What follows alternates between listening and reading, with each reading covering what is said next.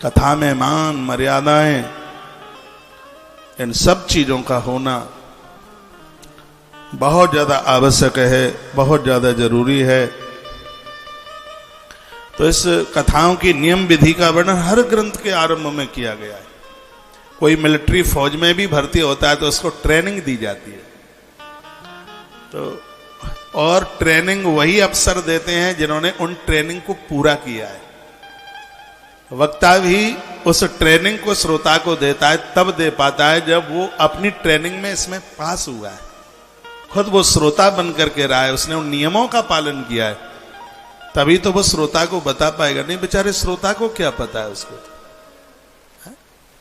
मैंने आज यहां से बोल दिया कथा सुनो, तम्बाकू मत खाओ, गुटखा मत खाओ, और मुझे विश्वास है कि लोग इसका पालन करेंगे। कहीं भी जाएंगे वो झूठे मुंह से बैठेंगे ही नहीं, क्योंकि उन्होंने इससे पुराण में ये सुना है कि जो कथा में धूम्रपान करते हैं, ऐसा उल्टा पुल्टा खाते हैं, तो यमराज के दूत उनके मुख में मलमूत्र विसर्जित कर देते हैं मृत्यु के समय पर। जब पता ही नहीं होगा तो बेचारे वो फिर कहां समझेंगे। तो हम जैसे लोगों को चाहिए वो कथा की जो नियम विधि है वो श्रोता को बता करके चला। सब पुराण श्रवण की विधि बड़ी अद्भुत है, इसमें कुछ निषेध चीजें हैं। पुस्तक पूजन का विधान है और वह मैं आपके बीच में रख रहा हूं का पुंसाम दीक्षा विहीना नाम ना अधिकारम कथा श्रवे श्रोत कामही रतो वक्तु दीक्षा प्रायाचतेर मुनि। वर्णन किया गया है कि श्रोता को चाहिए कि वह दीक्षा शब्द है, धर्म सदकर्म में दक्ष हो, गुरुजनों के साथ महापुरुषों के साथ में जुड़ा हुआ हो। चार चीजों से जरूर जुड़िएगा, आनंद आ जाएगा। एक ग्रंथ से जुड़ना, घर में किताबें रखो और उनका स्वाध्याय करते रहा करो। किताबें पढ़ने में बहुत आनंद आता है। मैं सांवरिया सेठ मंदिर में रुका हूं, संत निवास है वहां, भगवान का मंदिर लगा। जब भी आप उसमें प्रवेश करोगे तो मेरी टेबल पर 200 किताबें रखी हुई है। जो रात को मुझे मिलने आए हों, सुबह मिलने आए हों, उन्होंने देखा होगा। ये लोगों को दिखाने के लिए नहीं, ये हमारी धमनियों में है। जीवन में एक ग्रंथ चाहिए, जीवन में एक मंत्र चाहिए। मन नियंत्रण में हो जाएगा। कोई न कोई जप रोज किया करो, किसी महापुरुष से ये चालू करो, किसी महापुरुष से मंत्र सुन करके। हनुमान जी भी मंत्र जपते हैं। आइए उसी मंत्र के प्रभाव से उन्होंने राम जी को अपना बना लिया। सुमिरे पवन सुत पावन नाम, सुमिरे पवन सुत पावन नाम, अपने बस करे राखे हो राम। सुमिरे पवन सुत पावन नाम, सुमिरे पवन सुत पावन नाम, अपने बस करे राखे राम। सुमिरे पवन सुत पावन नाम, अपने बस करे राखे राम। नाम के प्रभाव से बजरंगबली हनुमंतलाल जी ने भगवान को बिल्कुल अपना बना लिया है। नाम का बड़ा प्रभाव। एक ग्रंथ चाहिए, एक मंत्र चाहिए, एक संत चाहिए और सच में भगवंत चाहिए। ये चारों का होना हमारे जीवन में बहुत ज्यादा शुभ है। तो पुंसाम दीक्षा विहीना नाम ना अधिकार कथा श्रवण। अभी एक मैसेज में कोई लिख रहे थे, मैंने अभी एक बात बोली कि वक्ता श्रोता धर्म सत्कर्म करें, ब्रह्मचर्य धर्म का पालन करे। तो एक नीचे मैसेज में लिखा हुआ था कि ये कहीं लिखा है क्या, तो मैं श्लोक बोल रहा हूं ये लिखा है। और मैं तो वही बात ज्यादा बोलता हूं जिसका प्रमाण मिले। लिखा है, कहां लिखा है? श्री शिव महापुराण का महात्म्य अध्याय नंबर 7 और श्लोक नंबर 5, इसमें लिखा है। इसमें लिखा है ब्रह्मचर्य मदः सुप्ति पत्रावल्याम च भोजनम कथा समाप्त भुक्तिम च कुर्या नित्यम कथा व्रति। ब्रह्मचर्य साधना के साथ पत्तलों में भोजन करता हुआ, और कथा समाप्तो भुक्तिम च कुर्या नित्यम कथा व्रत, ये नियम बताए। कथा जब पूरी हो जावे तो एक बार भोजन करे। अब एक बार का मतलब, बहुत लोग तो जो एक बार भोजन करते हैं ना, सुबह ही पेट भर लेंगे, पूरा का पूरा भर लेंगे पूरा, फिर कहेंगे एक बार हो गया है। एक बार भोजन का मतलब है जो भी आप अनुष्ठान व्रत करते हैं उसके बाद में होना चाहिए वो एक बार का भोजन। अब इसमें एक बार की बात कही गई, तो एक बार का मतलब ये नहीं है 12 बजे कथा हुए तो 11:30 बजे कूच के भर के आ जाए। एक बार का मतलब है कथा पूरी हो जाए तो उसके बाद लीजिएगा। एक बार का मतलब, नवरात्रा का व्रत करते हैं बहुत लोग, एक बार फलियार लेते हैं, तो एक बार फलियार वो 10 बजे ही ठूस करके इतने कूटू के पकौड़े इतना सब कुछ खा लेते हैं। वो एक बार फलियार का मतलब है कि शाम की जब पूजा पूरी हो जाए, आरती पूरी हो जाए, उसके बाद में लिया जाए, वो एक बार है। तो ब्रह्मचर्य साधना, दिन में सोए नहीं, इसलिए अन्न छोड़ने की बात कही। पत्रावल्याम च भोजनम, पलाश की पत्तलों पर भोजन करने से इंद्रिया जीतने की बड़ी ताकत मिलती है। पलाश की पत्तल, आजकल तो वो थर्माकोल पता नहीं काय की आ रही है, जो पत्तल है वो तो पलाश की ही होती है। पलाश की पत्तल और केले के पत्ते का महत्व चांदी और सोने के बर्तनों से ज्यादा है। कोई घर में ब्राह्मण आवे और आप ब्राह्मण भोजन करा रहे हैं तो उसमें कहीं केले के पत्तों पर या पलाश की पत्तल पर स्वर्ण और रजत के पात्रों से भी भोजन में इसकी महिमा ज्यादा है। पलाश के पत्तों की इतनी बड़ी महिमा। पत्रावल्याम च भोजनम, पत्तल पर भोजन करे। कथा समाप्त हो, कथा जब समाप्त हो जाए, आरती हो जाए शाम को, उसके बाद कुर्या नित्यम कथा व्रती, कथा का व्रत रखने वाले लोगों को ऐसा करना चाहिए। असमाप्त पुराणम ही समोपोष सुषुप्तिमान, सुण्याद भक्तितः शुद्ध पुराणम शैव उत्तमम। वर्णन किया गया, इसमें कहा गया यदि हो सके तो शक्तिमान होने पर शुद्ध चित्त से भक्ति पूर्वक उपवास करते हुए शिव पुराण की, यदि हो जाए तो एक बार भी भोजन न करे, उपवास कर ले, फल और दूध लेकर के ये कथा के दिनों को वो निकाल ले। यदि उपवास रहकर कथा श्रवण करने की शक्ति न हो तो घृतपान, घी पीने से और दूध पीने से भूख नहीं लगती। घी और दूध पीने से भूख नहीं लगती, आलस्य नहीं आता, प्रमाद नहीं आता, दिन में नींद नहीं आती। मुझे दिन में नींद नहीं आती भगवान की कृपा से, इसलिए क्योंकि मैं दूध पीता हूं। इसलिए दूध का एक बहुत बड़ा गुण है, रात को तुम जाग नहीं सकते और दिन में तुम सो नहीं सकते। और ये मैं सिर्फ प्रवचन वाली बात ही नहीं, ये मैं अपने जीवन में ये बात मुझे घटित हो रही है। अभी से महारात्रि को आंख से आंख नहीं मिलाई, पूरी रात भर जगा, दूसरे दिन धार में आकर के कथा करी। भगवान की पवित्र व्यासपीठ पर हूं, धोखे से आधी सेकंड के लिए भी झपकी लगी हो मुझे नहीं लगता बिल्कुल भी। ये दूध का प्रभाव मैंने देखा। इसलिए इस ग्रंथ में लिखा है घृतपानम दुग्धपान, ये दोनों का आप सेवन करके कथा सुनेंगे तो आपको कथा में नींद नहीं आएगी, कथा में आलस्य नहीं आएगा। इसलिए दूध और घी पी करके भी आप कथा सुन सकते हैं भक्ति पूर्वक उपवास करते हुए। इसलिए व्रत में दुग्ध और फलों को लिया गया। फल आलस्य रहित बना देते हैं, फल खाने से प्रमाद नहीं रहता, आलस्य नहीं रहता। फल की इतनी बड़ी महिमा है, दीर्घ जीवी बन जाते हैं लोग। पहले महात्माओं की उम्र लाख लाख वर्ष होती थी, इसलिए होती थी क्योंकि वो फल और पत्ते ही खाते थे। अन्न में तो सन्न है, 48 तो दोष है इसमें, 36 से 48 दोषों का वर्णन किया गया अन्न में। अन्न तो बस उतना ही चाहिए, काम चलुआ, जिससे काम चले। बहुत लोग खाने के लिए जीते हैं और बहुत लोग जीने के लिए ही खाते हैं। बस पहले हम अन्न को खाएंगे, बाद में अन्न हमें खाना शुरू कर देगा।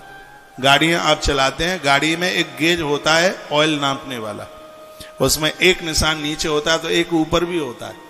ऊपर के निशान से यदि ऊपर ऑयल चला गया तो इंजन बैठ जाता है। जरूरत से ज्यादा अन्न पेट में चला गया तो जिंदगी, ये जीवन भी बिल्कुल बैठ जाएगा। इसलिए इसमें ये विचार करना चाहिए हमें कितना खाना है, कब खाना है, इस बात का ध्यान में रहे। समय भी खाने का और मात्रा भी खाने की हो। कितना अच्छा सा वर्णन किया है।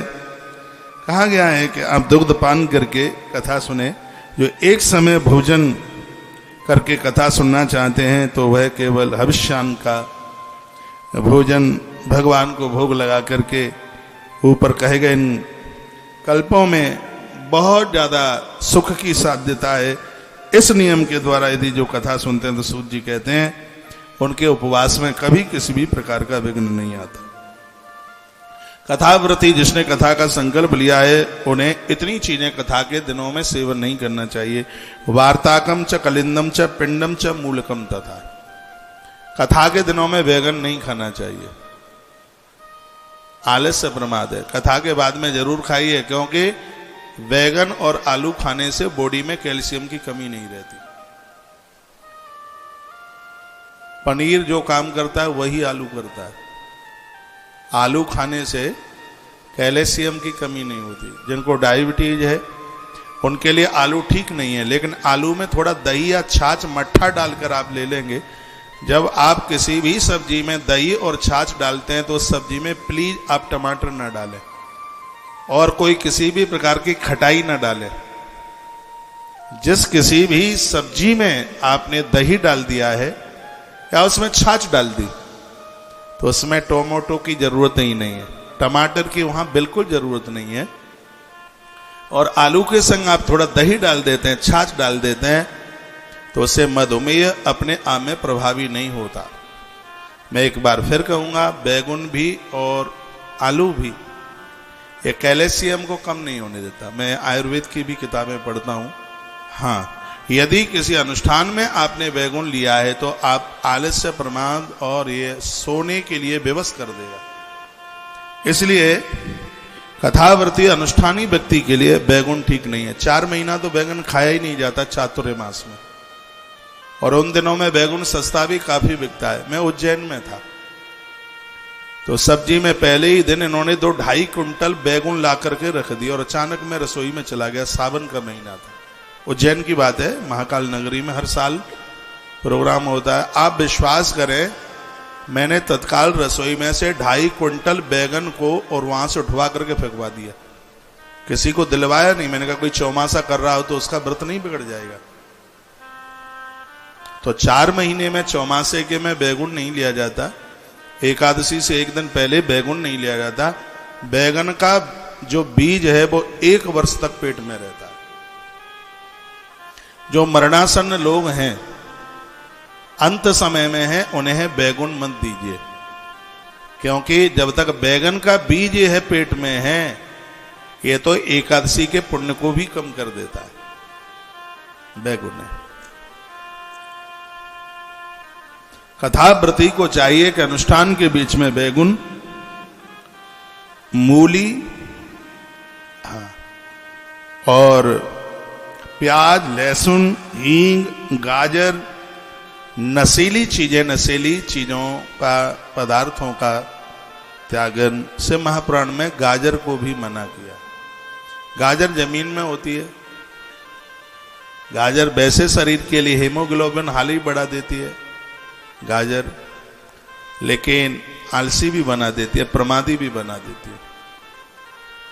ऐसा नहीं है कि गाजर कोई अशुद्ध चीज में है, ऐसा नहीं है। बिल्कुल, गाजर का हलवा तो इतना बढ़िया बनता है कि कटोरा भर के खा ही लो।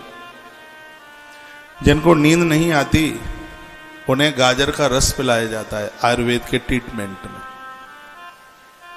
तो गाजर का रस नींद को ले आता है। लेकिन आप अनुष्ठान कर रहे हैं और गाजर का हलवा खा के ही जाकर के सीधे लेट जाए। नवरात्र आ रही है, दिन में सोना मत। ये कुछ चीजें ऐसी हैं जिनको खाने से हाल ही नींद आ जाती है। इसलिए क्या क्या लिखा है, पलांडुम लहसुनम हिंगुम गर्जनम मादकम ही तत्।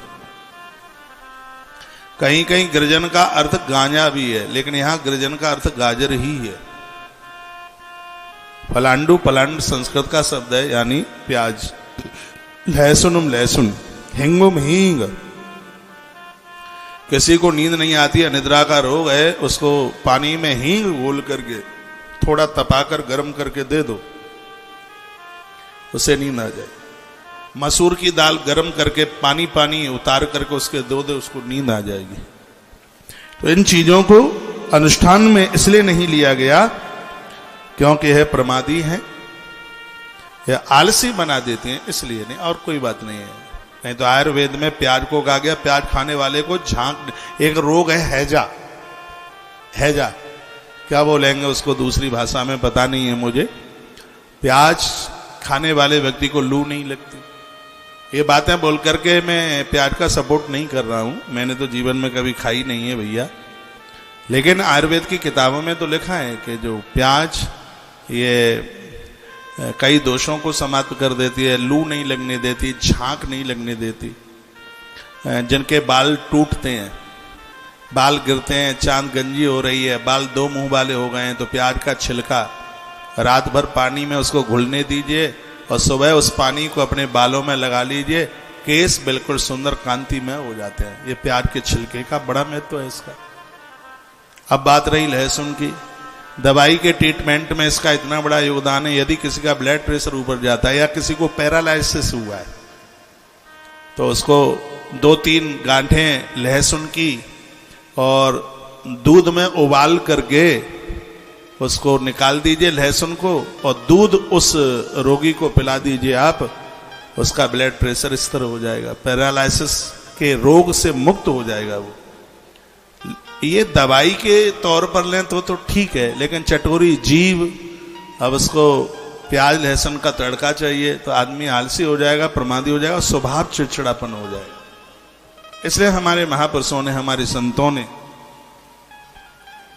इसका विरोध किया।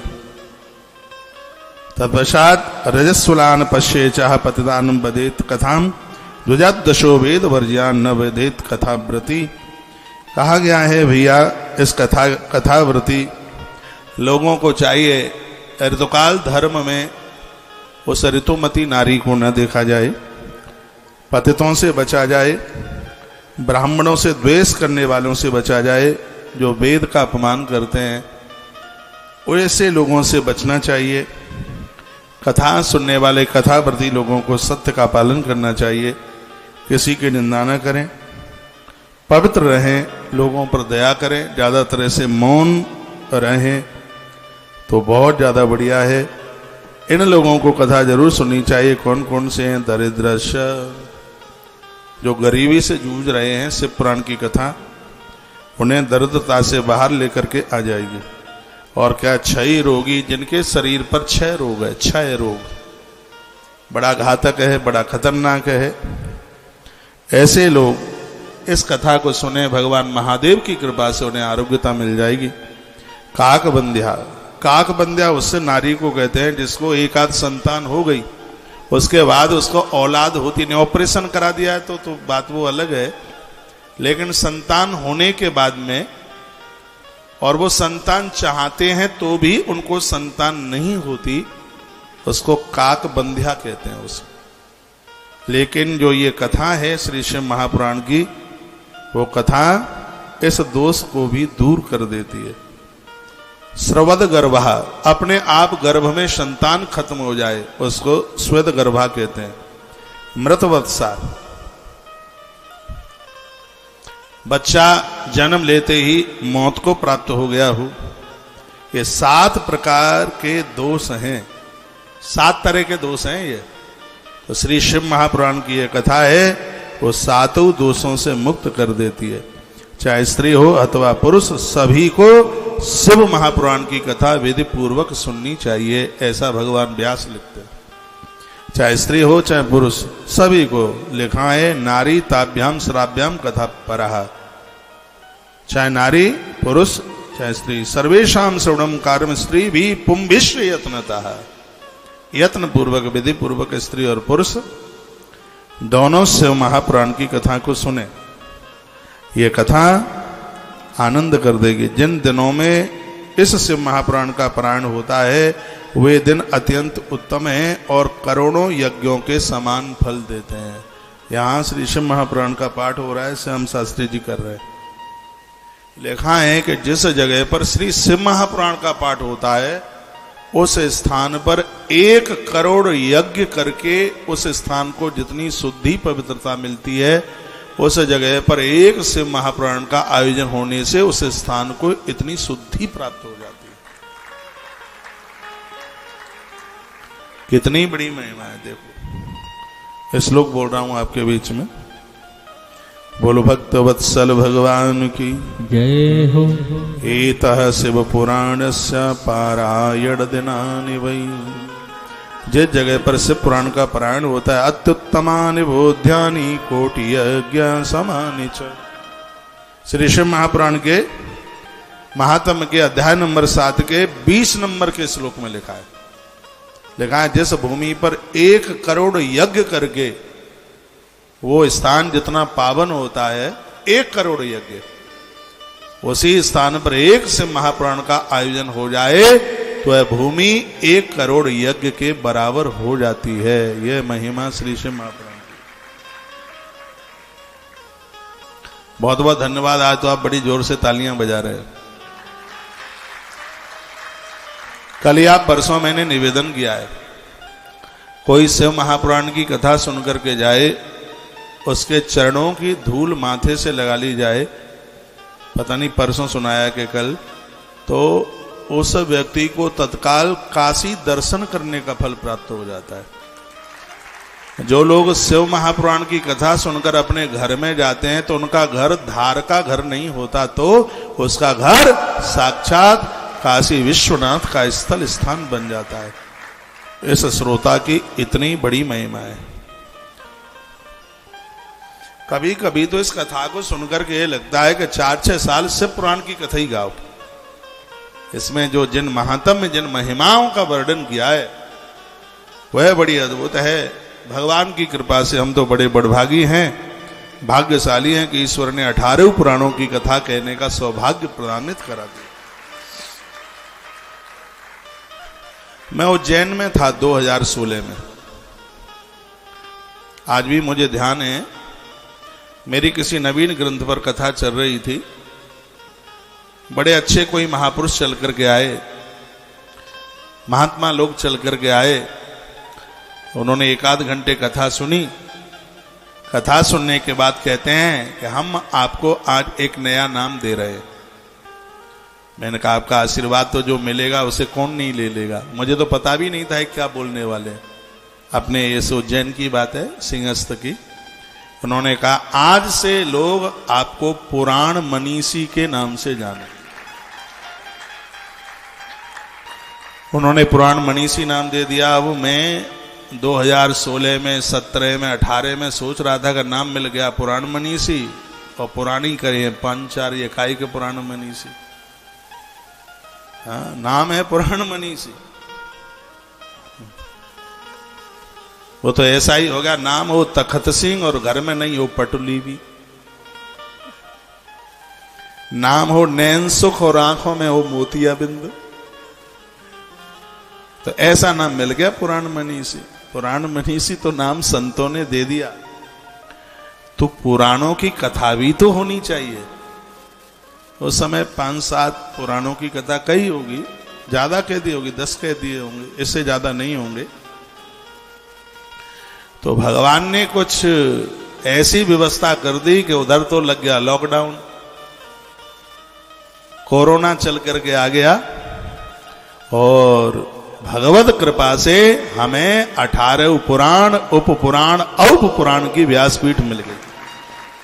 501 दिन एक ही व्यासपीठ से कथा करी, सगरे पुराण हो गए। पहले नकली पुराण मनीषी थे, अब भगवान की कृपा से असली पुराण मनीषी थे।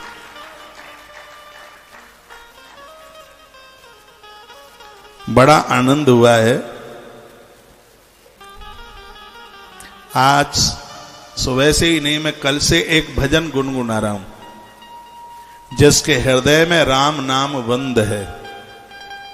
गुनगुनाएंगे आप? आपको गुरुमंत्र में भले ही कोई भी नाम मिला हो, सुबह आप जब जागते हैं तो प्रभु राम का नाम लेकर के ही अपना बिस्तरा छोड़िए। राम कहो आराम मिलेगा, राम कहो आराम मिलेगा। खाने को पकवान मिलेगा, रहने को मकान मिलेगा, दुनिया में सम्मान मिलेगा, और मर जाओगे तब ऊपर जाने के लिए मुक्ति का वायुयान मिलेगा। राम कहो आराम मिलेगा। आइए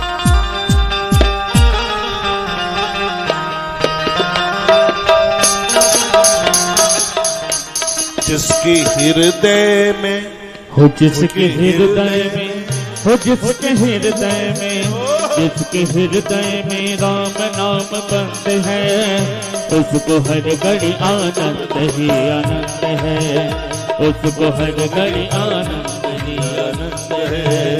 जिसके हृदय में, हो जिसके हृदय में, जिसके हृदय में राम नाम बंद है, जिसके हृदय में राम नाम बंद है, उसको हर घड़ी आनंद ही आनंद है, उसको हर घड़ी आनंद ही आनंद है।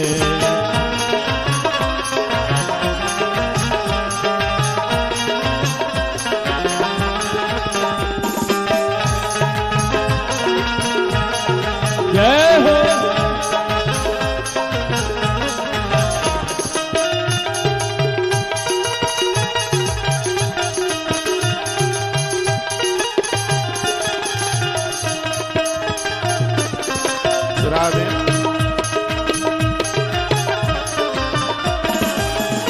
लेके सिर्फ राम नाम का सहारा, लेके सिर्फ राम नाम का सहारा, इस दुनिया से करके किनारा, इस दुनिया से करके किनारा, सिर्फ लेके राम नाम का सहारा, इस दुनिया से करके किनारा।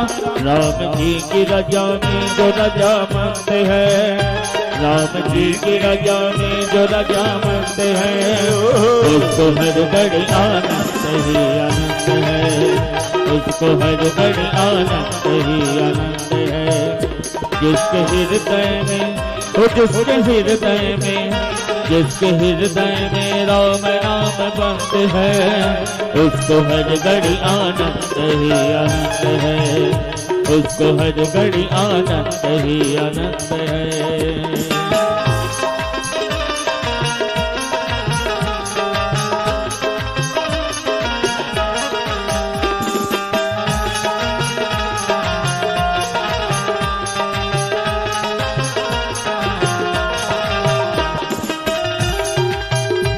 तालियों में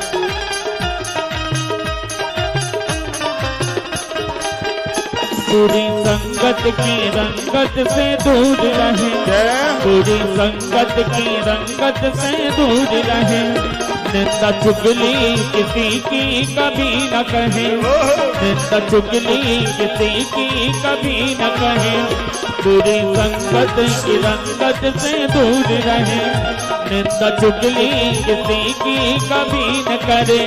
जिसको सत्संग, और जिसको सत्संग, जिसको सत्संग हरदम पसंद है, उसे हर घड़ी आनंद ही आनंद है, उसको हर घड़ी आनंद ही आनंद है।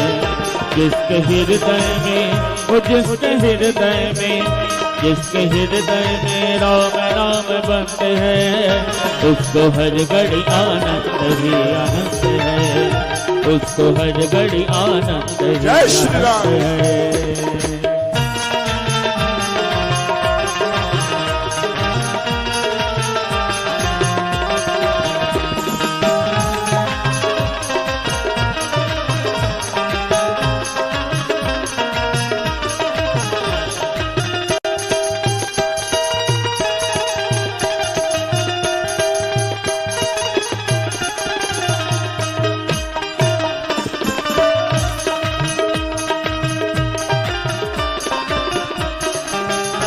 अपने कर्मों की सूची बनाकर, अपने कर्मों की सूची बनाकर, सोच दुनिया में किया क्या है आकर, सोच दुनिया में किया क्या है आकर, अपने कर्मों की सूची बनाकर, सोच दुनिया में किया क्या है आकर।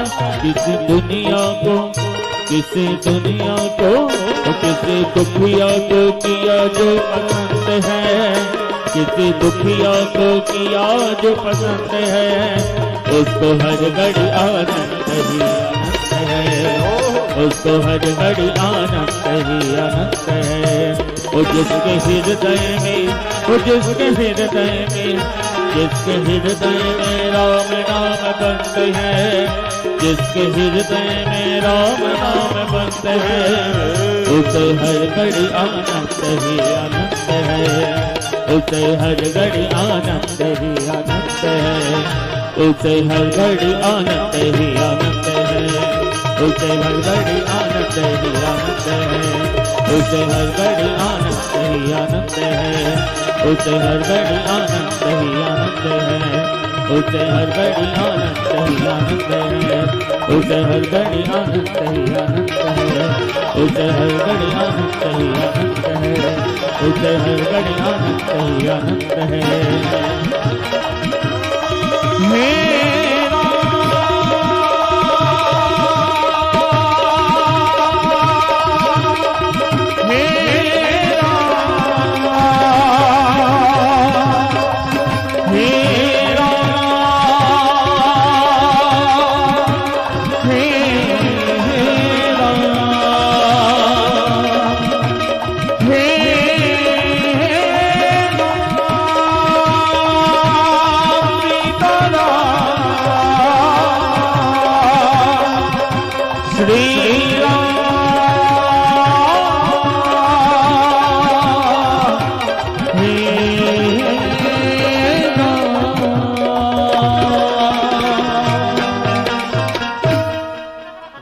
शंकर भगवान की जय। श्री हनुमंत बलवंत महाराज की जय। आंखें आनंद की जय हो। तो इस कथा को कैसे सुना जाए, इस बात का वर्णन किया। होमस उद्देन हविषा कर्म तस्त शांत। सभी शांति के लिए हवन यज्ञ जरूर हो। इस कार्यक्रम का भी 27 तारीख को यज्ञ है, हवन है और कथा भी। टाइमिंग से यही है, हवन सुबह चालू हो जाएगा, आप सब जन पधारिएगा। रुद्र संहिता होमम प्रतिश्लोकेन वामुने, इसमें कई संहिताएं, रुद्र संहिता के श्लोकों से आहुति डाली जावे। और कथा की समाप्ति पर शिव गीता का पाठ जरूर किया जाए। राम जी ने भी शिव पुराण सुना था। शिव पुराण में लिखा है, प्रभु श्री राम जी ने भी शिव गीता का पाठ किया। लिखा है, गीता वाचा शिवे नुक्ता रामचंद्राय मुने। प्रभु श्री राम जी ने भी श्री शिव गीता का पाठ किया है। कुछ भी ना आता हो तो शिव चालीसा तो आता होगा। कथा के समापन पर शिव चालीसा का ही पाठ कर लें। वस्त्राभूषण गंधादि पूजताया सितात्मने आचार्याय सुधीत हद्या शिव संतोष है। तब भगवान शंकर को बड़ा संतोष मिलता है जब ब्राह्मणों को दक्षिणा दी जाती है। वो भी बात कही है, तेन दान प्रभावेण पुराणस्ता सोनका संप्राप्त अनुग्रहम शैव मुक्त शाद भव वंदनाथ। शिव पुराण की कथा में ब्राह्मणों को दक्षिणा, उन्हें भोजन कराने से शिव इतने प्रसन्न होते हैं कि वह अपने भक्त को भव सागर के बंधन से मुक्त कर देते हैं, ऐसा लिखा है। तो एते कृते विधानेन श्रीमत्स्य पुराणकम, इस विधि के साथ यदि कोई शिव पुराण सुने तो संपूर्ण फलदम स्याद वही भक्ति मुक्ति प्रदायकम। तो यह है, शिव महापुराण संपूर्ण फल दे देता है, कहीं से भी किसी भी प्रकार की कटौती नहीं होती। यह इसकी इतनी बड़ी महिमा। ये जन्म भाज खलु जीव लोके ये वही सदा ध्यान रता शिवस्य। वर्णन किया गया है, जो लोग इस जीव लोक में जन्म लेकर श्री विश्वनाथ का ध्यान करते हैं, अथवा जिनकी वाणी विश्वनाथ के गुणों यानी शंकर के गुणों का गुणानुवादन करती है, वो धरती पर महाराज संसार में जन्म लेते हुए भी वो संसार में मुक्त होते हैं। मृत्यु के तत्पश्चात एक दिव्य वाहन पर बैठ करके वो अपने अपने इष्ट के दरबार में वो जाकर के पहुंचते हैं। इसलिए सजग समझदार व्यक्ति को चाहिए, मनुष्य जीवन मिला है, इस जीवन को भले कामों में, अच्छे कामों में ही इनको लगा दिया जाए। लास्ट के श्लोक में लिखा है, आप किसी भी देवी देवता के भक्त क्यों नहीं है, कोई भी देवता आपसे रूठेगा नहीं। महादेव की स्तुति आप करेंगे तो सब देवता प्रसन्न होंगे। और हूं एक गुप्त मत, और हूं एक गुप्त मत, सबई कहूं कर जो, शंकर भजन बिना नर भगत न पावहु। ये स्वयं मेरे भगवान कहते हैं, नारायण ने कहा कि शिव की भक्ति के बिना, शिव को वंदन प्रणाम किए बिना मेरी भक्ति कभी किसी को मिल नहीं सकती। इसलिए आप रामकृष्ण के पुजारी बने, फिर भी आप अपनी आराधना साधना पूजा में भगवान शिव को स्थान जरूर दीजिएगा। भगवान शंकर के पास मृत्यु का डिपार्टमेंट है, इनकी कृपा से मृत्यु सुधर जाएगी। किसी ने पूछा कि रावण इतना बड़ा अपराधी था और मौत के समय पर उसे राम का दर्शन कैसे हो गया? तब किसी दूसरे साधु ने जवाब दिया, ये भगवान शंकर की कृपा का ही परिणाम था। वो शिव का भगत है, मृत्यु के समय पर उसे भगवान का दर्शन होता ही है। आसुतोष तुम अवडर दानी आरति हरऊ दीन जनु जानी। मुझे दुखी समझकर, मुझे कष्टप्रद समझ करके हे भोलेनाथ, मेरे ऊपर आप कृपा का सावन, सावन का अर्थ होता है, जानते हैं आप क्या कहते हैं? जो बरस रहा है उसे सावन कहते हैं। 12 महीने होते हैं, लेकिन महादेव को ज्यादा पसंद वाला महीना है वो सावन है, क्योंकि शिव हमेशा बरसता ही रहता है, अपनी कृपा बरसाता रहता है। तो वो जब कृपा बरसा रहा है तो उस महीने का नाम ही सावन रख दिया। वो कितने बड़भागी लोग हैं जो सावन में 4 सोमवार करते हैं, पूरा महीने भर का व्रत करते हैं। ये भगवान शिव की कृपा का ही फल है, परिणाम है। कुछ नहीं बनता है तो एक लुटिया पानी में प्रसन्न हो जाता है। जलधारा शिव प्रिया, आपने उसे बेलपत्र भस्म चढ़ा दिए, फिर तो वो आपका ऋणी हो जाता है, आपका कर्जदार हो जाता है। संपूर्ण देवताओं में सबसे सरल यदि किसी देवता की पूजा है तो वो महादेव की पूजा है। सिर्फ पानी में ही प्रसन्न हो जाता है वो तो। सबसे सरल पूजा शंकर की पूजा है, महादेव की पूजा है। इससे महापुराण में बड़ा जोर दिया गया है, आपको इष्ट के दरवाजे तक पहुंचने में बिल्कुल देर नहीं लगेगी। यदि आपकी आस्था में, आपकी श्रद्धा में भगवान विश्वनाथ, भगवान महादेव ये समाहित हैं, समाये हुए हैं। आइए, परसों से कथा चल रही है, 3रा दिन है। महात्म्य के 7 अध्याय पूरे करते हैं। अब हम विद्येश्वर संहिता में प्रवेश कर रहे हैं। बड़ी अद्भुत है विद्येश्वरी संहिता। इसमें बेल का महात्म्य है, रुद्राक्ष की महिमा है, शिव के ऊपर प्रसाद चढ़ा हुआ किसे लेना चाहिए किसे नहीं लेना चाहिए, ओम नमः शिवाय, क्या नमः शिवाय जपें या ओम नमः शिवाय जपें। बहुत भ्रांतियां होती हैं। माताएं ओम नहीं लगा सकती, फला ये नहीं लगा सकता, वो तुलसी नहीं चढ़ा सकता, वो रोली कुमकुम नहीं चढ़ा सकता, वो तांबे के लोटे में जल भर के महादेव को नहीं चढ़ा, पता नहीं और क्या क्या है। आज मुझे कोई मैसेज, हाँ रात्रि को पूछ रहा था, किसी ने पूछा था कि तांबे के लोटे में जल भरकर महादेव को चढ़ाओगे तो निपुत्री हो जाओगे, है?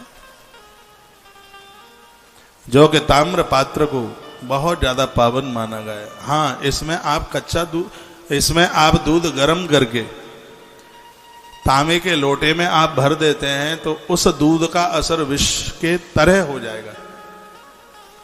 कांसे के पात्र में आप शहद डाल देते हैं तो मदरा की तरह हो जाएगा। ऐसा नहीं वो मदरा बन जाएगा, मदरा की तरह हो जाएगा वो। ऐसा नहीं वो विष बन जाएगा, वो विष की तरह, जैसे विष जानलेवा होता है। इसलिए आप ताम्र पात्र में, मैं तो कहता हूं तांबे का ही पात्र ऐसा है जिसको आप मुंह लगा करके उससे पानी या दूध कभी नहीं पी सकते।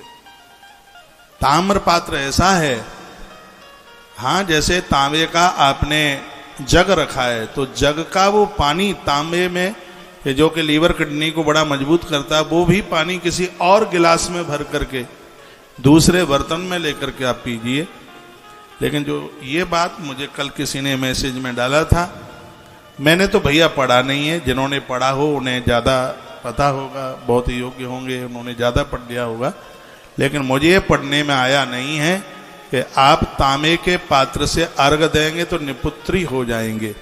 यदि मुझे कहीं लिखा हुआ मिल जाएगा तो मैं अध्याय श्लोक नंबर पूरा का पूरा उसको बड़े प्रमाण के साथ बताऊंगा। जब तक मेरी व्यासपीठ से प्रमाण नहीं आ पा रहा है तब तक आप रोज तांबे के लोटे से अर्घ दीजिए, भगवान महादेव किसी को निपुत्री नहीं होने देंगे। वो बड़ा समझदार है, वो बड़ा देवता। बड़े लोग आज कंफ्यूज हो रहे हैं, ये करो ये मत करो, ये करो ये मत करो।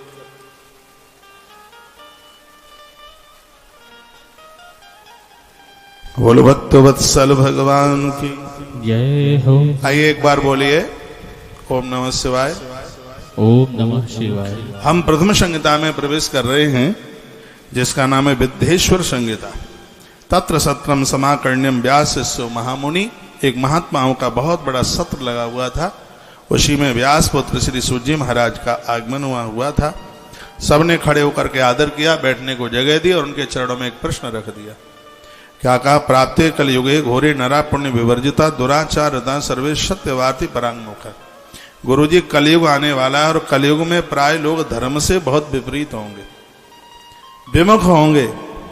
मात्र पितृकत द्वेषः, माता पिता से द्वेष करने वाले होंगे। स्त्री देवा, पत्नी को ईश्वर की तरह मानने वाले होंगे। आपके लिए तो बड़ी खुशी की बात है। इसमें लिखा है कलयुग का आदमी माता पिता को नहीं मानेगा, पत्नी को देवताओं की तरह मानेगा। वो तो हो ही रहा है। आजकल मम्मी पापा की जरूरत नहीं रही है। मम्मी पापा के धन की तो जरूरत सबको है। माता पिता का धन सबको चाहिए, लेकिन माता पिता किसी को नहीं चाहिए। और आज ये ऐसी स्थिति बन गई है। घरवाली के मुक्का से ऐसे भयभीत हैं। ऑफिस में अकड़, सिगरेट अकड़, घरवाली के सामने भींगी बिलैया की तरह बैठ जाते। मम्मी पापा की बात तब तक मानी जाती है जब तक घरवाली नहीं मिलती। मेरी बहनों को तो बुरा लग रहा होगा, कोई बात नहीं है। मैं आपको बुरा लगेगा तो माफी भी मांग लूंगा, लेकिन मैं बुरा लगने वाली कोई बात नहीं बोलता। जब तुम भी बूढ़ी सास बन जाओगी तब आप कहोगी, समझोगी कि धार की धरती पर महाराज ने बढ़िया बात बताई थी। मैं तो कहूंगा कि तुम्हारा पति तुम्हारे सास ससुर को नहीं मानता है तो घर में भूख हड़ताल कर दो। कहो कि चूल्हा तब जलेगा, पहले मम्मी पापा के चरण छू करके बंदन कीजिए, न प्रणाम कीजिए। ऐसे ही देवियां घर की ग्रह लक्ष्मी होती हैं। कभी कभी ये बहनें रूठ जाती हैं उस पति से जो माता पिता को ज्यादा मानता है। देखो, एक नया न्याय देखिए। हर ये मेरी बहन चाहती है कि भाभी मम्मी पापा की सेवा करे, लेकिन तुम सास ससुर की बिल्कुल मत करो। तुम्हारी भाभी जरूर करे। गोस्वामी जी ने एक छंद डाला रामायण के उत्तरकांड में, ससुरारी प्यारी लगी जबते रिपुरूप कुटुंब भई तबते। ससुराल जब इतनी प्रिय लगी है, घर के लोग तो सब दुश्मन लगने लगे। सास मां का हाथ ऐसे घूमा ना, घरवाली को लेके आता है, गुरुजी का मंत्र याद करता नहीं, उसने मंत्र दे दिया, हाल ही कंठस्थ कर लेता, हम दो हमारे दो, इसके अलावा घर में हो तो उठा के कुएं में फेंक दो। कल रात्रि को धर्म यात्रा में मैंने कुछ लफ्ज, कुछ शब्द यहां से बोले थे। आज बेटियों को पियर से वो खुराक नहीं मिल रही है जो उनको जरूरत है। पहले बेटियां ससुराल में जाती थी, शिव महापुराण में भी लिखा है, तो बेटियों को समझाया जाता था, कहा जाता था, बेटी तेरे ससुर तेरे लिए दशरथ राजा की तरह, तेरी सास मां तेरे लिए कौशल्या की तरह है, तेरा देवर तेरे लिए लक्ष्मण और भरत की तरह है। बेटा, अपने पति को ऐसे मानना जैसे सीता माई ने अपने प्रभु राम को माना। ये सब समझाया जाता था। आज समझाया जाता है, बेटा जल्दी मत जगना, नहीं निमोनिया हो जाएगा। पूरी बारात को संभालने के लिए हम तुम्हें नहीं भेज रहे हैं, ये सबसे ज्यादा कोई मतलब मत रखना। सास कुछ कहे तो एक फोन मुझे कर देना, मैं उसको सीधा करूंगी उसकी चोटी घुमा करके। ये माताएं अपनी बेटियों का घर बसा नहीं रही हैं, उनका घर उजाड़ रही। हमारे देश में विवाह जैसा शब्द है, तलाक जैसा शब्द नहीं। आज उन्हें बोल दिया जाता है, हमने बेटी का कन्यादान किया है, बेटी को बेचा नहीं है। नहीं मन लगता है तो थैला उठा के लेके आ जा। जो कि दान में दी गई चीज को कभी वापस नहीं लिया जाता और धड़ल्ले से सब हो रहा है। ये दुर्भाग्य है, दुर्भाग्य है। और यह इस समाज के लिए एक बहुत बड़ी विडंबना बनी हुई है। संभालो कैसे भी इसको, जो इस देश में कभी नहीं हुआ और वह आज देखने को मिल रहा है। बहुत मुश्किलें हो रही हैं, बहुत दिक्कतें हो रही हैं। कलकाल की स्थिति में मात पितृकत द्वेषा स्त्री देवा काम किंकरा। और लिखा जा रहा है कि स्त्रियों को देवता, क्या लिखा है, माता पिता को भूलकर धक्का दे करके स्त्री के चमड़े से वही लोग स्नेह प्रेम कर रहे हैं। काम किंकरः, जो वासना के गुलाम है। हमारे ग्रंथों में लिखा है यत्र पूजन्ते नारी रमन्ते तत्र देवता। नारी का बहुत आदर होना चाहिए, चाहे वो बेटी है, चाहे वो युवा नारी है, पत्नी भी है तो पत्नी पीटने के लिए नहीं है, वो मारने के लिए नहीं है, वो तुम्हारे घर में सब कुछ संभाले हुए। उससे आप काम किंकर बन करके स्नेह करें तो ये दुर्भाग्य होगा। उसको परमात्मा के एक शक्ति समझ करके उसका आदर कीजिए, उसे मानिए, उसको वासना का खिलौना मत बनाइए उसे। ऐसे महापुराण में लिखा है कि कलकाल का भूत नारी को वासना का खिलौना समझ करके उससे प्रीति करेगा उसको।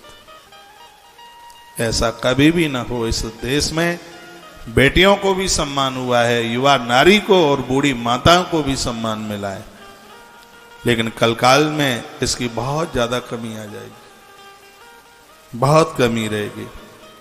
आज से 50 साल पहले नवरात्रा में कन्याओं की इतनी पूजा होती थी, एक एक गांव में हजारों हजारों कन्याओं को पूरा गांव एक साथ पूजता था। वो चीज आज नहीं रही। कोई जमाना होता था विवाह पूरे नहीं होते थे जब तक बुआ को बहन को नहीं बुलाया जाता था। हाँ तो कह दिया जाता है करोड़पति तो रूठी है तो बैठी रहे अपने घर, वो दक्ष की तरह। उसे नौता नहीं देते, उसे बुलाते नहीं है। आज यह समाज कहां क्या कर रहा है, यह नहीं होना चाहिए। कलकाल का दोष है विप्रालो वा ग्रह ग्रस्ता। ब्राह्मण कर्मकांड धन के लिए इस कलयुग में करेंगे, वेदों को बेचा जाएगा। वर्णन है वेद विक्रह जीवन, वेदों को बेच करके, कथाओं को बेच करके अपना घर द्वार परिवार गृहस्थी चलाए। कलकाल का दोष। धनार्जनार्थम अभ्यस्ता विद्या मद विमोहिता। जिसको थोड़ा विद्या भी होगी वह अहंकार के साथ में किसी को कुछ समझ नहीं रहा होगा। कलयुग की स्थिति होगी अदया पंडित मन्या स्वचारा व्रत लोभ कहा। इस कलकाल में ब्राह्मण लोभ से ग्रस्त वेद का विक्रय करके जीने वाले, धनार्जन के लिए विद्या पढ़ने वाले एवं गर्व से विद्या के गर्व से मोहित होने वाले, अपनी जाति के कर्मों को छोड़ देने वाले लोग इस कलयुग में होंगे। ब्राह्मण का कर्म है, जहां तक बने ब्राह्मण नौकरी नहीं, ब्राह्मण धर्म का विस्तार करिए, ब्राह्मण का कर्म है। ये ब्राह्मण का कर्म है। मैं ये नहीं कहता कि आपके घर में 4 बेटे हैं और चारों को आप बाबा जी बना दें। अरे आपके घर में 4 बेटे हैं तो एक बेटे को तो पंडित बनाओ, सुगम सुरक्षित बना रहे। आज सामरिया सेठ मंदिर में मुझे कोई सज्जन मिले, ब्राह्मण ही होंगे। उन्होंने कहा कि महाराज जी मैं नौकरी करूं या अपने कर्मकांड को बढ़ाऊं। मैंने कहा तुम ब्राह्मण हो तो कर्मकांड को बढ़ाओ। नौकरी क्यों करी? गज पड़ी तब करी, गर्ज पड़ी तब करी। नौकरी क्यों करी? गर्ज पड़ी तब करी। अरे तुम ब्राह्मण हो और इसमें रुचि लेते हो तो अपने कर्म कांड को, पांडित कर्म को ताकत दीजिए। आज पांडित कर्म का अभाव हो रहा है, पढ़े लिखे योग्य ब्राह्मण नहीं मिल रहे, बहुत अभाव हुआ है। इसका उत्थान होना चाहिए, इसकी तरक्की होनी चाहिए। ना होगा सब कुछ लुप्त हो जाएगा। आपके भी घर में क्षत्रियाणी माताएं, आप मुझे सुन पा रही हैं, एक बेटा इस देश को समर्पित कर दो जो फौजी बन करके देश की सीमा पर छाती तान करके खड़ा रहे। आपका काम है। वैश्य वर्ग मुझे आप सुन पा रहे हैं, एक बेटे को बढ़िया वाला व्यापारी बनाइए। ऐसा व्यापारी बनाइए जो वस्तुओं में मिलावट नहीं करता, तराजू से तौल करके कम नहीं देता। उसको तुलाधार वैश्य की तरह उसको गढ़ दीजिए, उसे बना दीजिए। तुलाधार वैश्य के तराजू में भगवान विश्वनाथ प्रकट हुए थे। महात्मा जाबाली को दर्शन दिए, महाभारत में कथा थी। आप वैश्य हैं, वाणिज्य आपका कर्म है, व्यापार आपका कर्म है, लेकिन उसमें मिलावट नहीं, तराजू से तौल करके कम मन देना। बहुत व्यापारियों की घरवालियां मुझे यहां सुन रही हैं, उनको समझाइए कि वस्तुओं में मिलावट न करें, तराजू से तौल करके कम न दें, आपकी बरकत होगी, आपकी तरक्की होगी। ऐसा व्यापार कभी भी मत करना जो तराजू से कम तौल करके दिया जाए। आज आटे के कट्टे पर लिखा होता है 50 किलो, लेकिन वो निकलता है 49 किलो 500 ग्राम। हमने तौला है ना, गाड़ी की गाड़ियां भर के आती हैं, तौला है। खैर हमारे यहां तो धर्म कांटे पर कांटा होके आता है, लेकिन बोरी पर लिखा है 50 किलो और निकलता है 49.5 किलो। कनस्तर पर लिखा है 15 केजी, निकलता है 14 किलो 600 ग्राम। ऐसा हो रहा है, मिलावटें हो रही हैं। क्या करोगे इतने पैसे का? छाती फाड़ करके निकल जाएगा बाहर, साहब वकीलों के यहां, पुलिस थाने में सब चला जाएगा। इसलिए अपराध से डरिए, भयभीत रहिए। तुलाधार वैश्य की कथा सुनिए। जावाली महात्मा, जबलपुर पड़ता है मध्य प्रदेश में, बहुत लंबे समय तक इस महात्मा ने तप किया। जटाएं इतनी लंबी चौड़ी हो गई कि गौरैया ने घोंसला बना लिया। जब इनकी समाधि खुली तो गौरैया बोल रही थी, इन्हें अभिमान आ गया तपस्या को देख के, अरे मैं इतना बड़ा तपस्वी हूं, मेरी जटाओं में पंछियों ने घोंसला बना लिया। आकाशवाणी हुई का महात्मा जी अहंकार मत करो, तुलाधार वैश्य के सामने तुम कुछ नहीं हो, ये बोल दिया आकाशवाणी में। वो महात्मा जबलपुर से काशी की तरफ चल पड़ा। पहली दुकान पर पूछने लगा, मुझे तुलाधार सेठ के यहां जाना है। तो उस आदमी ने हाथ जोड़ के कहा, आकाशवाणी की बात सुन के आए हो, लोग मुझे ही तुलाधार बढ़िया कहते हैं। वो बोला। तो महात्मा ने पूछा, तुम्हें कैसे पता चल गया? तो उसने कहा, कर्म ही मेरी पूजा है, मैंने कभी वस्तु में मिलावट नहीं करी। तराजू मेरा मंदिर है। वो बोलता है, तराजू मेरा मंदिर है, ग्राहक मेरा देवता है। मैंने कभी वस्तु में मिलावट नहीं करी। इस तराजू से मैंने कभी किसी को तौल के कम नहीं दिया। मैं तो बाबा विश्वनाथ के दरवाजे पर रोज नहीं जा पाता, लेकिन भगवान भोलेनाथ रोज मेरे ऊपर कृपा करने को आते हैं। इतना कहा कि तुलाधार वैश्य के तराजू में महादेव झूलने लगे। जावाली महात्मा गिर पड़े। भोलेनाथ ने कहा कि जिस समय ग्राहक से बात करता है तो ऐसा लगता है कि मेरी स्तुति कर रहा हो।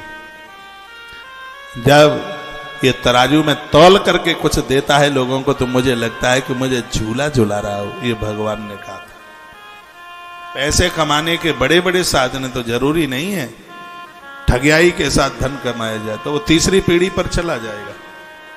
आने वाले समय में लोग परेशान हो जाएंगे। और पाप की कमाई तो, चोरी की कमाई तो मोरी में ही जाती है। इसलिए कृपया सावधान। धन कमाया, धन आया, ये बड़ी बात नहीं है। धन आया कैसे, ये बहुत बड़ी बात है। धन तो रावण के पास भी था, एक धन राजा जनक के पास भी था। जहां अधर्म के द्वारा धन आया वहां मेघनाद पैदा हुआ, और जहां धर्म के द्वारा धन आया वहां मां जानकी प्रकट हुई है। वहां भक्ति माता चल करके आई है, वहां शांति रूपी सीता चल करके आई है। और जो धन धर्म से कमाया जाता है वहां भक्ति चल के आती है। जब भक्ति चल करके आती है तो अहंकार का धनुष टूट जाता है। परमात्मा राम उसके रिश्तेदार बन जाते हैं, उसके संबंधी बन जाते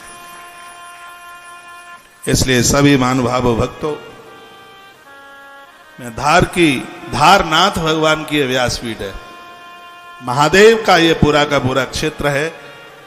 और उन्हीं के शिव महापुराण से मैं निवेदन करना चाहूंगा आपको, ऐसा जीवन जीना जिसको जीने में सकून मिले, जिसको जीने में शांति मिले। पर स्त्री शक्त मनसा पर हिंसा परायण। दो तीन चीज अपने हृदय में कभी आने मन देना, एक पर स्त्री और एक पराया धन।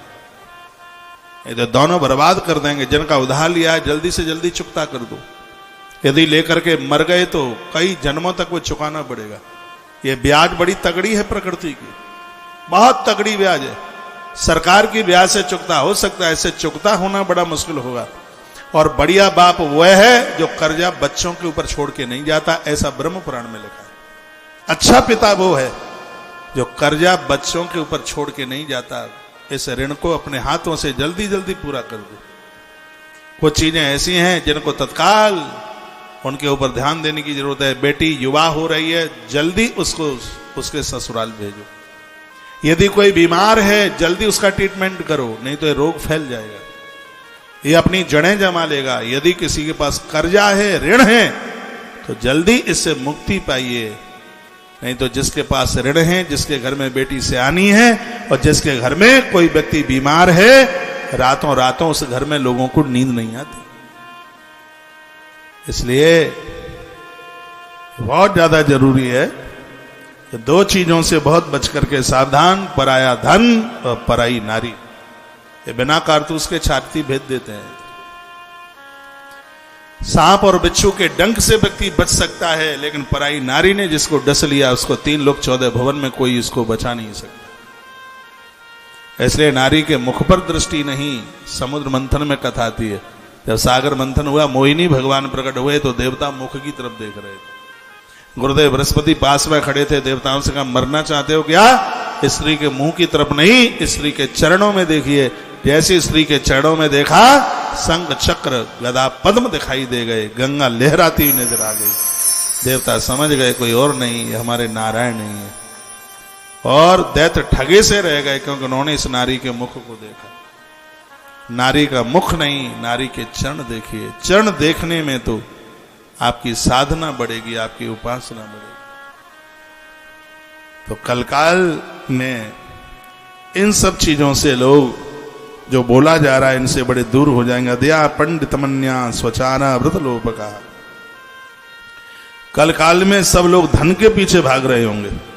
क्षत्रियास तथा सर्वे स्वधर्मा त्यागशीलना। अच्छे अच्छे क्षत्रिय लोग भी अपने धर्म को छोड़ देंगे। क्षत्रियों के गांव की रास्ते में, दगरे में, उनकी भी सड़क पर लोग लुट रहे होंगे। वर्णने जिस क्षेत्र में क्षत्रिय लोग रहते हों और वहां चोर बड़े, धिक्कार उन क्षत्रियाणी माताओं के लिए। क्षत्रिय देश की रक्षा के लिए है, ब्राह्मण विचार देने के लिए है, और वैसे पोषण के लिए है। कनिष्ठ वर्ण ये धरती के सृजन में, निर्माण में बड़ा अपना योगदान करता है। ईश्वर ने उसको शिल्प कला में बहुत योग्यता दी है। चारों वर्णों का अपना अपना काम है, लेकिन चारों वर्णों के लोग इस कलकाल में बड़े दूर हो जाएंगे। एक बार जयकारा लगाइए, बोल भक्त वत्सल भगवान की जय हो। श्री हनुमान जी महाराज की जय हो। हनुमान जी महाराज की जय हो। जय जय श्री राधे श्री राधे। कलकाल में लोग यज्ञ की अवहेलना करने वाले होंगे, सालराम भगवान की अवहेलना करने वाले होंगे, ब्राह्मणों की अवहेलना करने वाले होंगे। लिखा है, सालिग्राम शिलादीना पूजका होम तत्परा प्रतिकूल विचारा कुटिला ध्वज दूषक।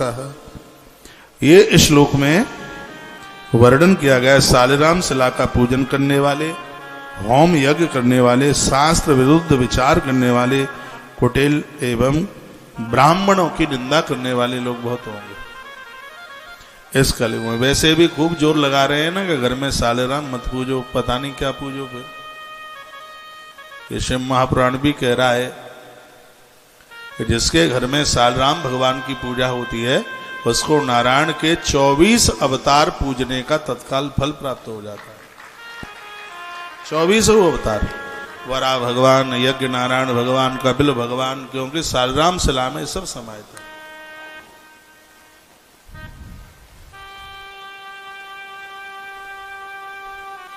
कलकाल में इन दोषों की बड़ी वृद्धि हो रही होगी। सौनक ऋषियों की आंख में आंसू आ गए। उन्होंने कहा, हे गुरुदेव, अब आप कृपा करके हमें बता दीजिए कि कलकाल के इस जीव का उद्धार और आत्म कल्याण कहाँ छिपा है, कैसे हो सकता है, ये आप हमें बता दें तो आपकी बहुत बड़ी कृपा होगी। का कुरुक्षेत्रादि निखिल पुण्य तीर्थे स्वने कसः आत्मतुल्य धनम सूर्य ग्रहणे सर्वतो मुखे। बताया गया कि ग्रहण के समय कुरुक्षेत्र में जाकर के, उस पुण्य तीर्थ में जाकर के तुम धन का दान करते हो, गैया का दान करते हो, धन का दान करते हो। उस समय उससे जितना पुण्य प्राप्त होता है, इस कलयुग में सिर्फ भगवान के मंदिर में पूजा तो बहुत बड़ी बात हो गई, आंख से भगवान का दर्शन करने पर उतने फल की प्राप्ति हो जाती। लेकिन ये दुनिया विरोध करने में लगी है हमारे सनातन के देवताओं का। ये एक बार लिख लें, ये बात जो मैं निवेदन कर रहा हूं। वर्णन किया गया कि यत फलम दुर्लभम लोके तत्फलम तस् संभव। जो इतना बड़ा पुण्य धरती पर इतना दुर्लभ है, कुरुक्षेत्राद निखिल पुण्य तीर्थेश्वनेक सह आत्मतुल्य धनम सूर्य ग्रहणे सर्वतोमुखे। कुरुक्षेत्र जैसी जगह पर ग्रहण के समय पर धन खर्च करके दान करके जो पुण्य प्राप्त किया जाता है, शिव जैसे देवी मंदिरों में, नारायण के मंदिर में, हमारे देवी देवताओं के मंदिर में सिर्फ देव दर्शन करने से उतने फल की प्राप्ति हो जाती है। आपके गली मोहल्ले आसपास जहां भी देवालय हैं, शिवालय हैं, उनमें दर्शन कीजिए, किसी की बात मत मानिए। इसमें यदि मैं गलत बोल रहा हूं तो मेरी भी बात मत मानिए, इसमें मेरा स्वार्थ क्या है। मंदिरों में ताले पड़े हैं, कोई दिया जलाने वाला नहीं है। आजकल इलेक्ट्रिक झालरें आ गई है, अकेला पुजारी बेचारा घुमाता रहता है, कोई होता ही नहीं, गली मोहल्ले वाले भी नहीं होते।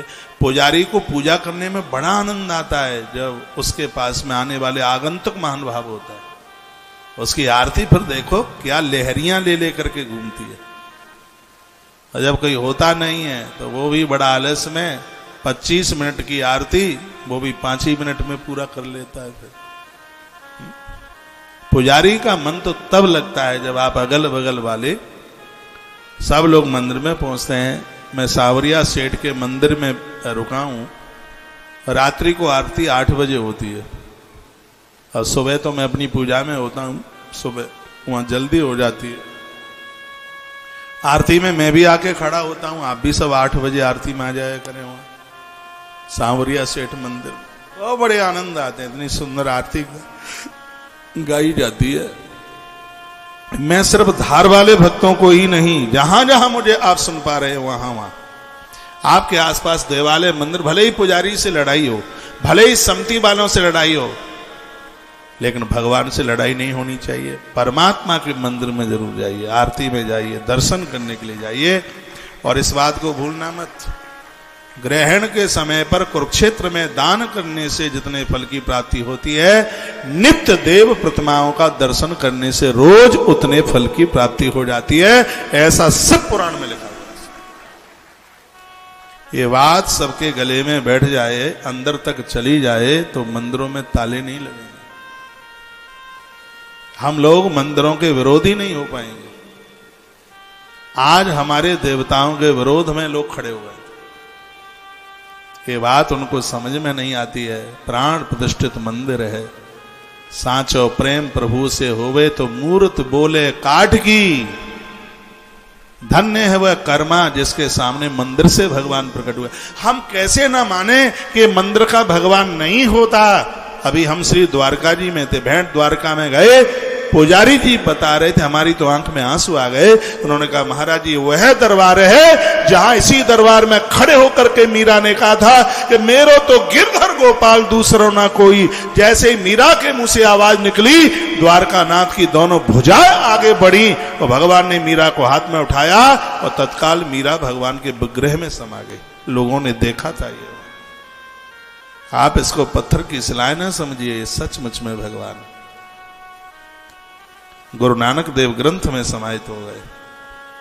चैतन्य महाप्रभु जगन्नाथ भगवान में समाहित हो गए। इन लोगों ने शरीर नहीं छोड़ा, ये देव प्रतिमाएं ही थी जिनमें ये समा गए।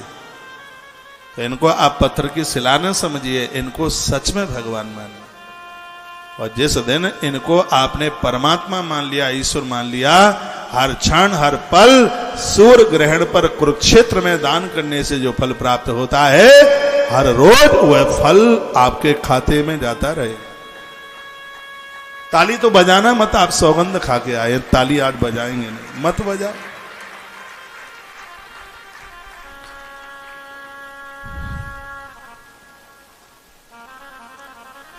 तो सांवरिया सेठ की आरती में पधारना। एक पंक्ति गाएं, सांवरिया है सेठ, सेठानी राधा रानी है। बड़े बड़भागे आप, आपके धार में धारनाथ बैठे हैं, कालका मैया बैठी है, सांवरा सरकार बैठा है। सब देवता बैठे हैं, प्रभु बैठे हैं। ताम रुद्र संहिता यस्तु संपठेत वट बिल्वयु। देखो कितनी सुंदर बात कही है। जो शिव महापुराण की रुद्र संहिता की कथा सुनते हैं उनको बेल वृक्ष और वट वृक्ष लगाने से जो फल प्राप्त होता है उतने फल की प्राप्ति उन्हें हो जाती है। वर्णन किया गया है, कहा गया है चतुर्दश्यानि राहारो य पठेद संहिता चताम बिल्वमूले शवा साक्षात् स देवी स प्रपूज्यते।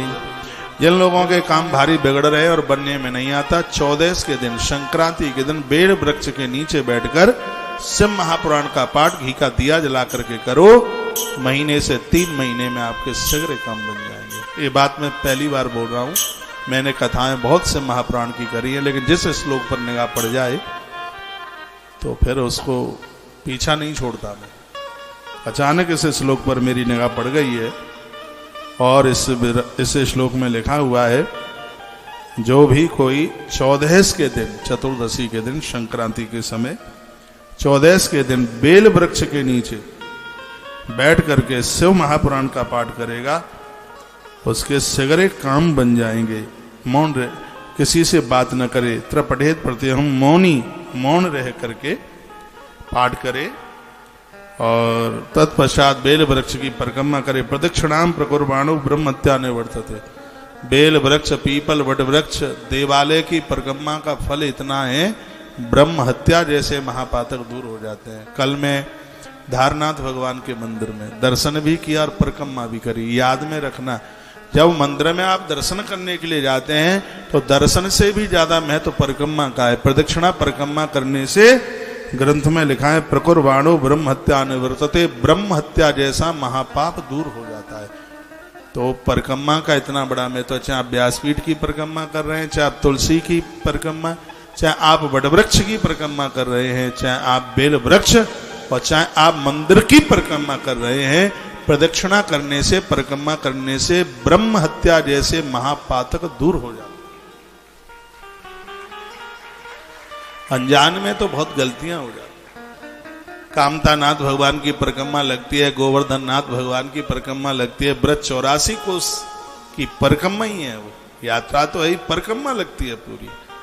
तो यानी कानी च पापानी जन्मांतर कृतानि च, जन्म जन्म के पाप तान तान प्रक्षंति प्रदक्षिणाम पदे पदे।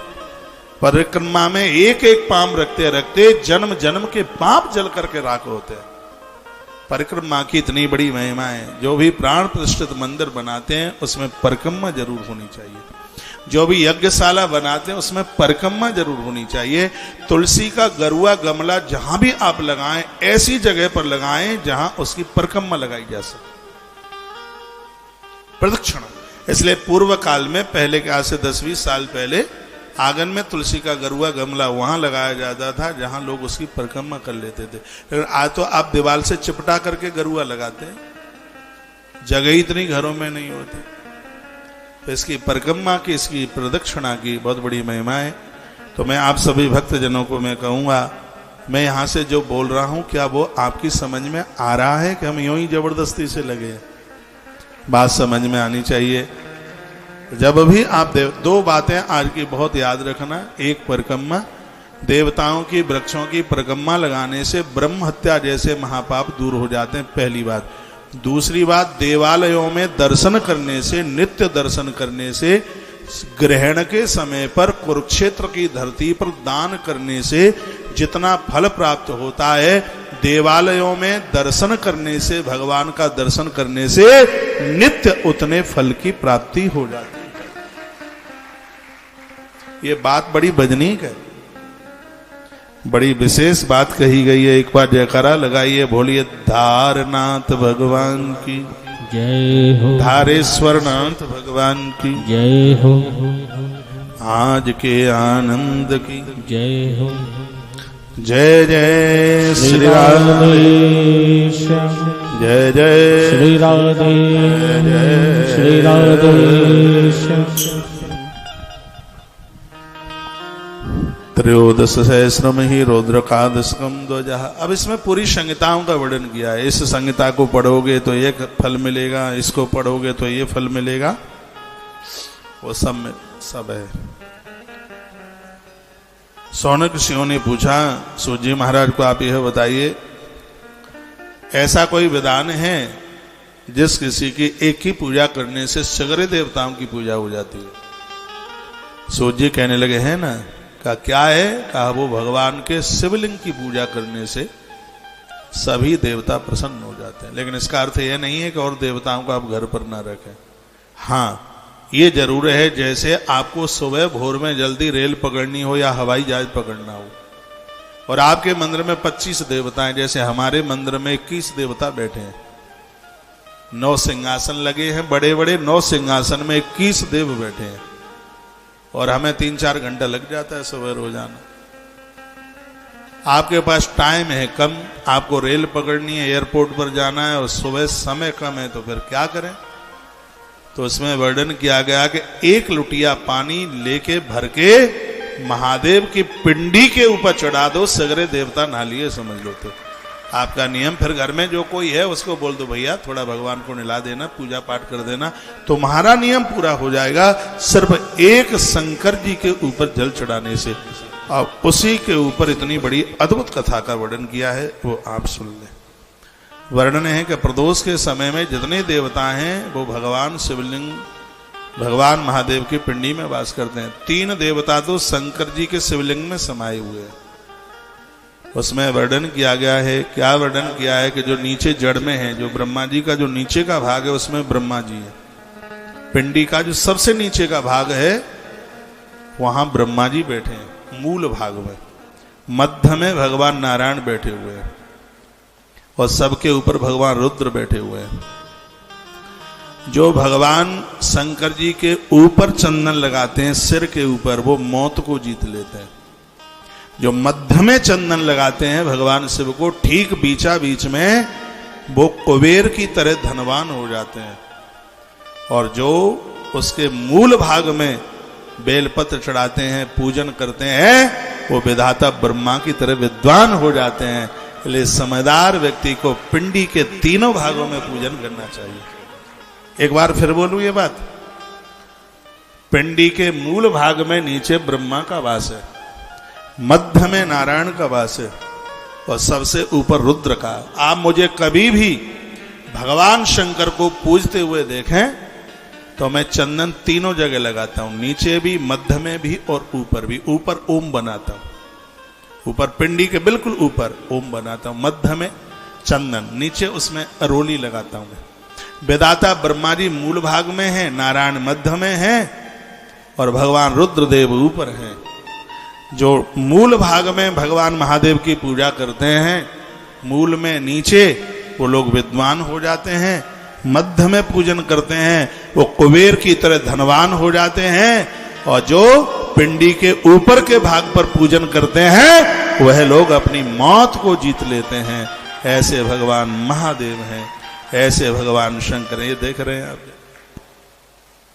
ये अभी चंदन लगाएंगे, देख लेना, ऊपर भी जरूर लगाएंगे उसको। नीचे तक देख लो, नीचे भी देखो, ऊपर ओम बना दिया, देख तो लो, एक बार फिर दिखाओ। हाँ, नहीं तो ये कहेंगे आप कथा के भटाएं, देखो ये अचानक दिखने को मिल रहा है। ये नहीं है कि बस यहां से आपको बताने के लिए, इन सब चीजों को हम ग्राह्य, हम खुद अपने लिए भी इसको, इस नियम के ऊपर, इस कानून के ऊपर खुद चलता है। देखना अभी चंदन कहां कहां लग रहा है। जल्दी लगा भाई।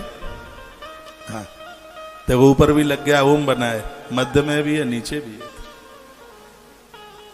हमें विचार भी चाहिए, सेवा कार्यों के लिए धन भी चाहिए, और अच्छा करने के लिए लंबी आयु भी चाहिए।